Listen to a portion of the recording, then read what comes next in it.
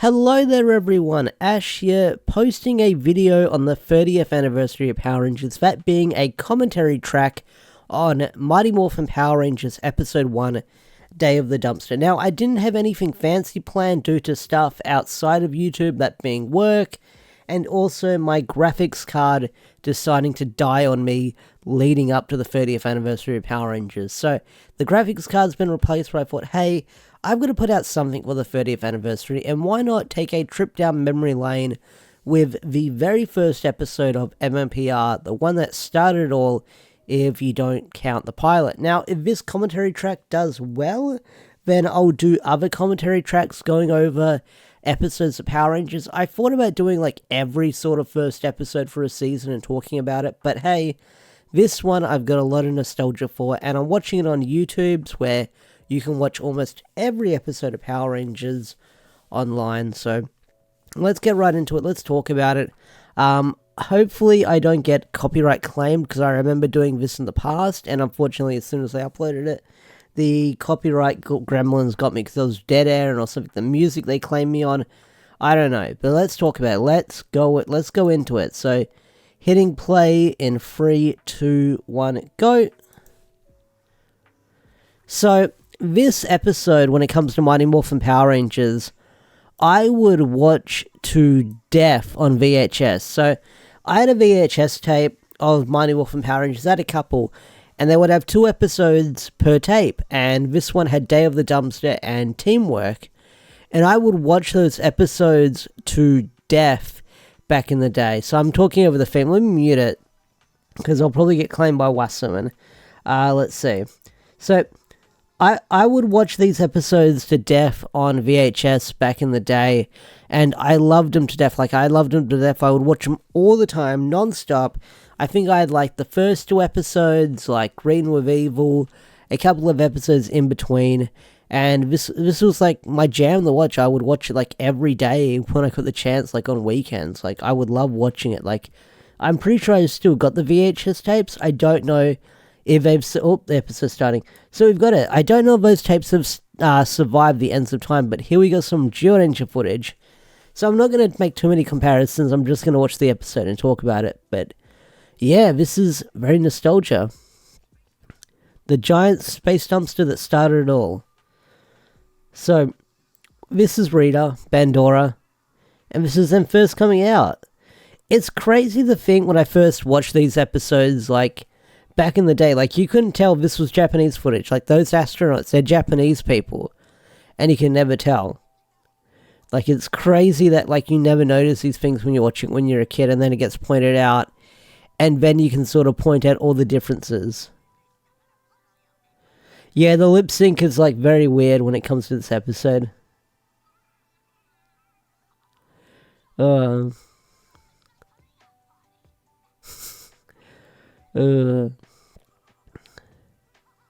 Barbara killing it. And here we go. Seeing the team for the first time. So this is like really nostalgic for me, watching this, seeing these guys together doing this. You got Kimberly on the gymnastics. This is really cool. You got Jason and Zach sparring. Like, this is great. Like, this sets up the characters so well, in my opinion, to learn what they're about and understand who they are. Like, this is great. Trini, rest in peace, Twee. Like, that's what I loved about Once and Always Hell, was a tribute to Twee, and not only that, JDF. Like, that was great.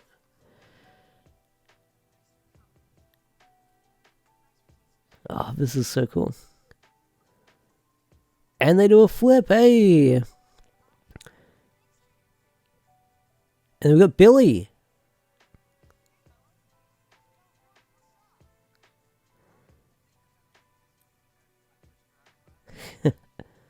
And here we have Bulk and Skull. I love the music cue that Wasserman did for them. Like, not only that, their slapstick humor is, like, freaking great. Like, them getting... Like, I know a lot of people give a lot of, like, the new comedic duos, like, shit. Like, post-Bulk and Skull. Because, like, they try recreating the same thing. It's just more wackier with foam and CGI and stuff like that. And they'll be more silly. But, like, these guys started it all, and there's some comedic duos that I don't hate. in the later seasons. Like, I know a lot of people give Victor and Monty shit because they were mostly fart jokes, and then Ben and Betty, they were okay. Ben and Betty I enjoyed. Like, Ben and Betty had some, like, good character moments in the episode, and then they turned into, like, a weird slapstick that they had to do in, like, almost every single episode. And then, Jane and Jayborg, I enjoyed. Like, I didn't hate Jane and Jayborg when it came to Dino Fury. I thought their slapstick was pretty good. They had some episodes where you wondered what was going on, where it was like a Nerf ball fight, but let's talk about the villains. Okay. Oh, Robert Axelford as Finster. And Kerrigan's Goldar is so different in these first couple of episodes. Like, it is so weird, it is so off-putting. Not off-putting, like, it's so different from what it becomes later down the line. And he's told stories at cons where he had to sort of, like, figure out what he was going to do with that Goldar voice, because he was doing, like, 8-hour sessions a day for those earlier episodes, and it was killing his voice. So he said that he told the story where he went down to his basement, like his drum studio, and he had to find, like, a medium where he could do that voice, but it would not rip his, like, vocal cords apart. So here's what I like about the characters. You've got Jason sort of being a mentor to Billy, and not only that, training his team, which is something they establish a lot in Go-Go Power. I thought that was, like, a lot younger, but they're, like, teenagers. But something they do with Jason and Go-Go Power Rangers where he's, like, a mentor to, like, a lot of people in this episode. So here's Bulk and Skull with the leather jacket on over the gi. Oh, this is great.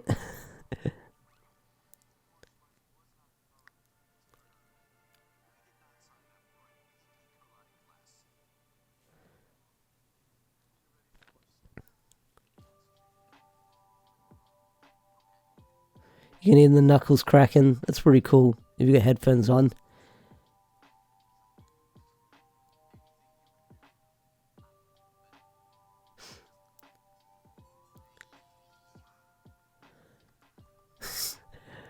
I think it's the face of the clap that gets me. And then we got that shot from the opening that they use a lot. So that's pretty cool.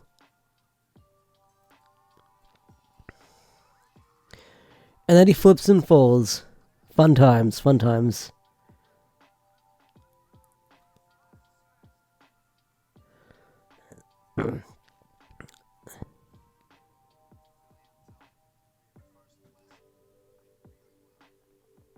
And then again, we have the team dynamic where, like, they're all supportive of each other. Something I really like. Something I really like about this, about this team. Like, some of you get really nostalgic with how supportive and how great they are together. They're all best friends. They all know each other. That's great what they do in this episode. And Ernie, if you haven't, like, I know by the time, like, after this video comes out, they'll have the 30th anniversary story up there that's an Ernie-related story. And you guys are going to like that. You guys are definitely going to like that Ernie story that they drop on the 30th anniversary. Like, I've read it. It's a great tribute to Richard, the actor. And it's really good. It's really good. I'll just say that much. It's like a really good story. And then Alpha. He's got the teddy bear. Something that he gets rid of, like, in later episodes. But they put it in the Lightning Collection, which is really cool to do.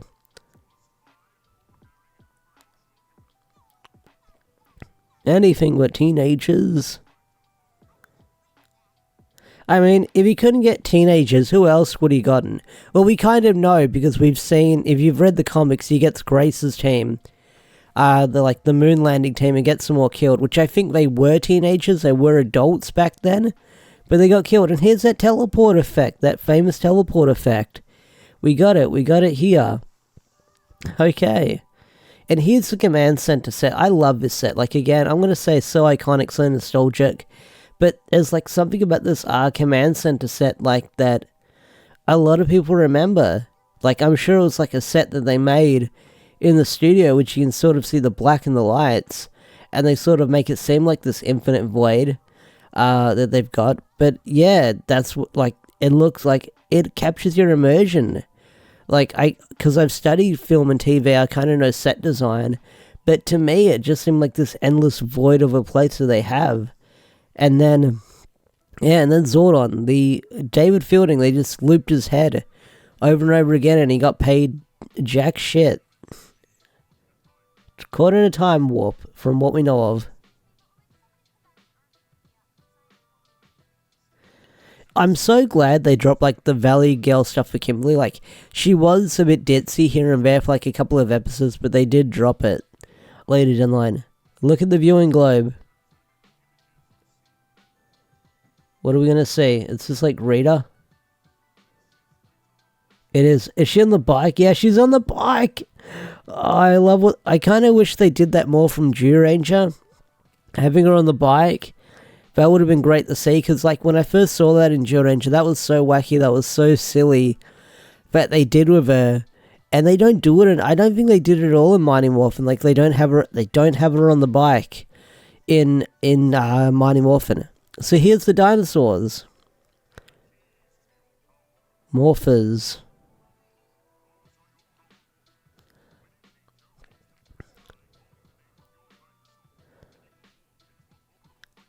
This is pretty cool.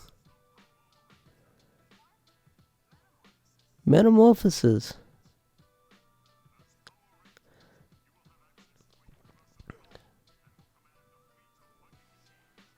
Zords. See, they're explaining everything in the first episode, like the Zords, everything in this first episode, compared to Zyuranger, where if you watch Makasatsu's video, like they have to set it up for like a couple of episodes in the Sentai. Here, you get everything. You get all the toys, you get all the Zords, you get all the Rangers. They're setting it up right away within this first episode.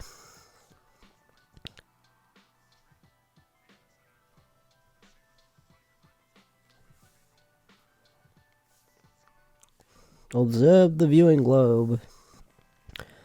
And here's the Zord form. Something we'll see over and over again. The mighty Megazord. Really cool to see.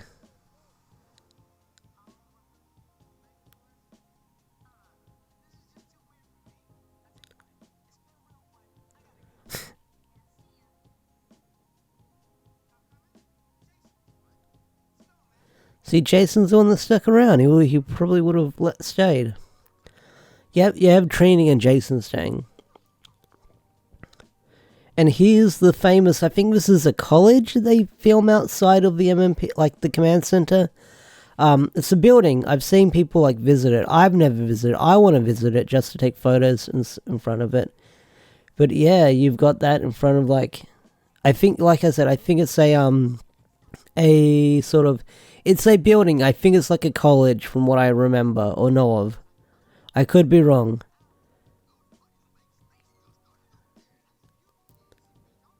We're gonna get some putties. Monster-O-Matic, is that what they called it? They're just making up names when it comes to the monsters, like the bits and pieces here. Monster-O-Matic, Zords, like they just keep looping it.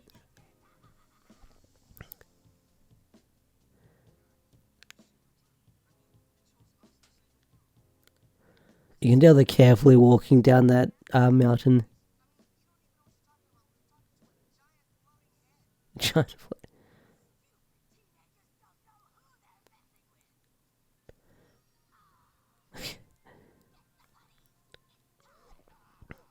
Yeah, Goldard's very different in this episode. Sounds very different. And here's the putties. They make their noise. I friggin' love the putties. I feel like they're one of like the iconic Power Ranger henchmen that like a lot of people will remember. Of course, because they're the first. And there's been others. Like, if you go back and watch other, like Sentai villains, some stand out, some don't stand out. But these ones do. Like, these ones really stand out. Because they stuck around for so long until we got the Tangas. But, like, the putties are so iconic. And when they brought them back for Big Smurfers, like, that was really freaking cool. Oh, Billy's getting jobbed out. Yeah. Zach using hip-hop keto. Oh, Billy's getting flipped. Like, they're very, like, careful of how they sort of do, like, the fights in this episode. But they're sort of getting flicked around before they start doing, like, the crazy stunts in this episode. Of course, they don't know how to fight, so they're getting, like, knocked around a lot. Trini's put up a good fight. That's pretty cool. Oh, she gets jobbed out. And then Jason, of course, Jason, of course, gets spun out. Yeah, they get jobbed out pretty quickly in this episode. They barely put up a fight. And then they morph. They put a lot of, like, spirit in this episode when it comes to morphing. Because if you go back and watch, like, that pilot where it's, like, a different trainee, like, everyone sounds so dead when they say they're, like, Zord calls. It's like Triceratops, Tyrannosaurus. Like, they have that. Doo-doo. Oh, they're jumping up. Hey, they're using the teleporting effect. And now they're suddenly in the city, because Zyuranger footage. Yep, Goldar's voice very different. So, what's really cool, this is from the first episode of Zyuranger, where they do fight the golems. They do fight the putties in this episode. And you have Gryffindor, who does just mostly grunt. I know I say I wouldn't make Zyuranger comparisons, but I don't know what I can talk about over the fighting. But you have that episode. But when we get to the... I feel like when we get to the Goldar episode, that's when we'll talk about with the comparisons. That's a weird close-up shot of Babu. And you can see some monsters here. I don't know if it's from, like, the same pilot. And Goldar gets big. So in the first episode, they don't fight, like, Gryffindor or Goldar in the first episode. Like I said, they don't get their Zords until episode 1. But this is great, because in this episode... Yeah, Becca, think was. Becca, yeah. Iconic. What I was going to say. So, when they summon the Megazord in this episode, it's not... They're fighting Goldar, but what they had to do with this episode is they had to edit around They had to edit around... to, like, a different fight scene, for what I remember. And the fight scene they had to edit around in this episode was also the Sphinx fight, when they fight Goldar and the Sphinx at the same time. Now, in that pilot episode that I feel like I should do a commentary track for one day, for that pilot episode, the Sphinx is randomly summoned, so I guess that's why the Sphinx is in all the merchandise from back in the day, when it comes to Power Rangers. But yeah, oh, this is so cool. Nice stereo. Yeah, so the shots of Goldar, they're really clipping around. Because like I said, you can sort of see, like, I think if you freeze frame some clips, you can see King Sphinx in this episode. So fun fact, if you watch it while you have got me talking over it, you can probably pause at a couple of scenes, and you can see King Sphinx. Doo-doo. I freaking love tank formation. Tank formation is probably like one of my favorite formations when it comes to Zyuranger or Mighty Morphin, because they don't use it a lot. They use it a fair bit in the comics. But when we see it, it's really cool to see.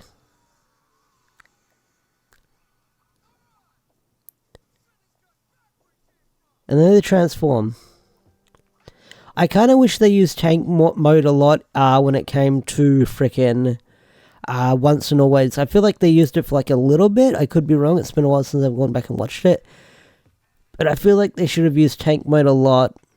Or for like a little bit on the moon when it came to frickin' Once and Always. And fun fact about the cockpit when it comes to Mighty Morphin Power Rangers, this is actually the cockpit from Jetman repainted or redone up. Fun fact if you didn't know about that. So, the cockpit from Zyuranger is the cockpit from Jet Ranger, which if you see this cockpit side from side, you can obviously tell. Yep. So we got this fight going on here. Yeah, they're really cutting around Goldar fighting here in this episode. He's back up again. I swear there's a shot where you can sort of see King Sphinx in this episode. I could be wrong. Oh, he punches him. Hey, here comes the power sword. I freaking love the Daijujin suit. Oh, he leaves, okay. I freaking love the Daijujin suit. because that's like a really cool like mech suit. Like so, like I know it's iconic, but it's like it was very different from what it's time. Because if you go back and watch old Sentai mechs or see them, they're very blocky. And we have the headache joke. So we're nearly at the end of the episode of Mighty Morphin Power Rangers episode 1. We'll see what happens. Oh, Zordon's real rules. I've got a bone to pick with that. Yep. Never escalate a battle. Keep your that's the big one. That's the big one. Keep your identity secret. Never use your power for personal gain, which is something that they do. Which is something they do break in other seasons, like maybe Andros using his telekinesis to play a prank on someone with the chili, or when do they escalate a fight? They don't escalate a fight. They do in the comics. Like there's this really cool moment when it came to Jason fighting Lord Zed as the Omega Ranger, where he sort of escalated the fight, and a lot of people had an issue with that because they said they never escalate a fight, and then people had to understand the Omega Rangers weren't Zordon's Rangers. Nah. And then they redo that joke in Megaforce, but not as good, or not good at all. Frickin' Richard Horvez invaded Zim as Alpha. I feel like I didn't talk about that enough, but that blew my mind as well. Learning that like Invader Zim was like also the voice of Ada, Alpha, and Angry Beavers and stuff like that. And that's pretty much the end of the episode of Mighty Morphin Power Rangers episode 1. Will I do more commentaries like this again? Probably, possibly, I don't know. But happy 30th anniversary of Power Rangers. What did you guys think of episode 1? Do you have a lot of nostalgia for it? Do you not have a lot of nostalgia for it? Tell me in the comment section down below as this video comes to a close, and thank you for watching. Bye!